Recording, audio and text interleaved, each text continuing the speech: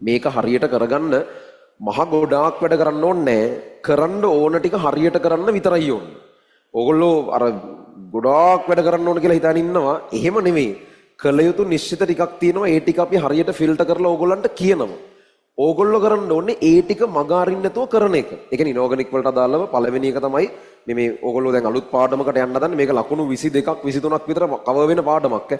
Paper එකෙන් පහෙන් එකට එහා මේකෙන් කවර් වෙන්නේ. ඒතර මේක නැතුව කොහොමඩවත් ආයේ A level කිරිල්ලක් කියලා එකක් නැහැ. සහ මේවා පස්සේ කවර් කරගන්න වෙන්නේ නැහැ. මොනවා කරන්නත් මාස 7යි තියෙන්නේ.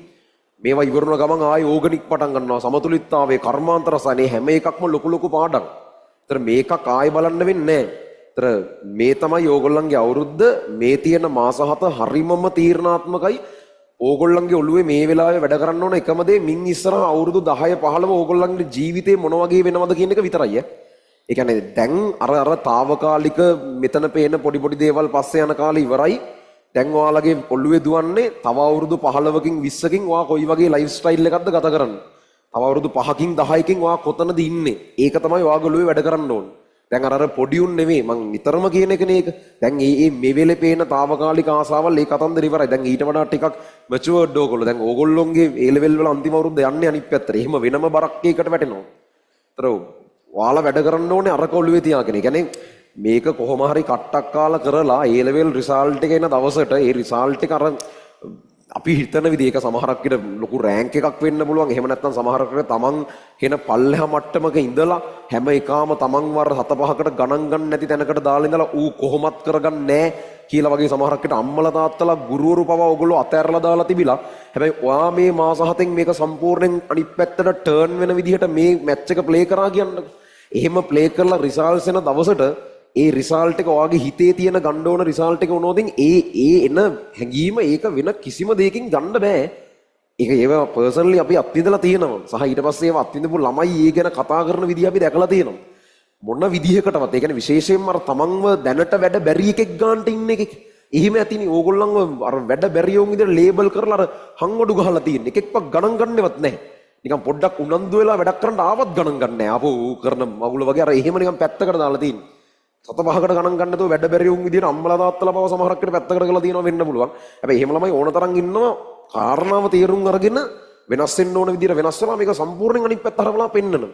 එහෙම රිසල්ට් එකක් අරගෙන කෝ දැන් අර කියපු කතන්දර කියලා අනිත් පැත්තට පොඩ්ඩක් බලලා hina වෙනකොට එන ඇඟීම වෙන තැනකින් ගන්න බෑ. එහෙම නැතුව වෙන විදි වලට උත්තර දෙන්න යන්න එපා. කටින් වැඩේ කරලා පෙන්නන්න දැන් මොකක්ද කියන්නේ කියන්නේ. එහෙමයි වෙන්න ඕනේ. සහ ඊට පස්සේ ඕගොල්ලොන්ගේ අර ඔළුවේ තියෙන මේ අන්තිමේට තව අවුරුදු කීයකින් හරි ඔයාට වෙන්න ඕන මිනිස්සෙක් ඇතිනේ. මම මෙහෙම එකෙක් වෙන්නේ යම් තැනකදී කියන්නේ.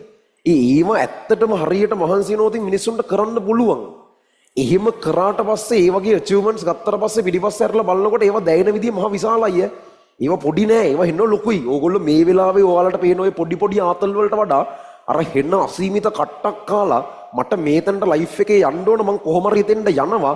ඒකට යනකොට වටේ පිටේ පේන පොඩි පොඩි ශනිකාතල ඉව මට වැඩක් නැහැ. මගේ ફોකස් එක තියෙන්නේ අතන කියලා කාගෙන වැඩ කරලා එහෙම Tamanට ඕන වෙන achievements අරගෙන යකෝ මං ඒක කරානේ කියලා පිටිපස්ස ඇරලා බලනකොට ඒක next level ළමයි. ඒ කියන්නේ එහෙම එකක් වෙන නැහැ. ඒ හැඟීම ඕගොල්ලෝ විඳින්න ඕන මං කියන්නේ. ඒක වෙන කිසිම දෙයකින් අරකයි මේකයි කියලා වචන වලින් කියන්න බැරි එකක්. ඕගොල්ලෝ ඉන්නේ ඒ කාලේ මේ ඉන්නේ. ඔයාලගේ ඊළඟ මුළු ජීවිතේ තීරණය කරන තැන මේ ඉන්නේ. ඒකේ මුල ඕගොල්ලෝ ඉන්නේ. මේක අවුල් කරගන්න එපා.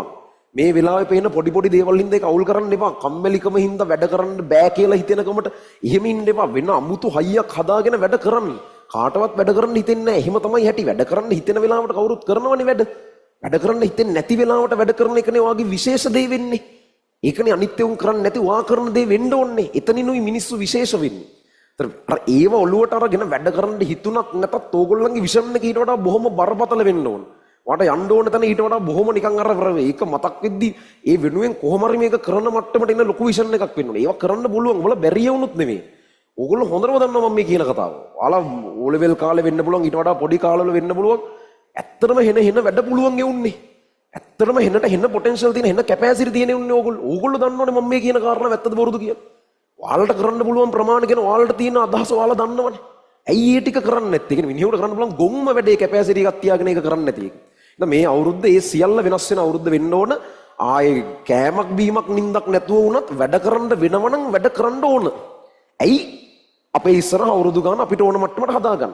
ඒක තමයි ඕගොල්ලන්ගේ වැඩ කරන්න ඕනේ. එතකොට අර එහෙම ටිකක් සීරියස් විදියට එහෙම වගකීම් සහගතව තමන්ගේ ජීවිතය ගැන ටිකක් තීරණ අරගෙන දේවල් කරන්න හිතෙන හැම එකම කරන්න යන්න නැතුව කළ යුතු දේවල් ටිකට හරියට වෙලාව වෙන් කරලා කරන එහෙම අවුරුද්දක් වෙන්න ඕන මේ ඕගොල්ලෝ වැඩ පටන් ගන්න අලුත් අවුරුද්ද. හරිද? එහෙම මොරාල් එකකින් එහෙම ටාගට් එකකින් මේ වැඩේ පටන් ගන්න ඕන. ඒතර බැහැලා මේ වැඩේ කරන්න ඕන. නැත්තම් ඒ කියන්නේ ඕගොල්ලෝ යම් තැනකට ගිහිල්ලා පස්සේ මේ කතන්දර මතක් වෙලා වැඩක් නැහැනේ. ඒ කියන්නේ ගිහිල්ලා ඒ කියන්නේ අනිත්‍යුන් කීප දෙනෙක් කරගෙන වා කරගෙන නැතුව පිටිපස්ස හැරලා බලලා හැබැයි අපරාධය අරුන් ඒ කාලේ මෙව්වා කිව්වා අපිට අහන්න තිබුණේ. එතකොට වැඩක් නැහැ ළමයි. ඉන් එහාට ඉතින් ආයෙ මොකුත් වෙනස් කරන්න බෑනේ.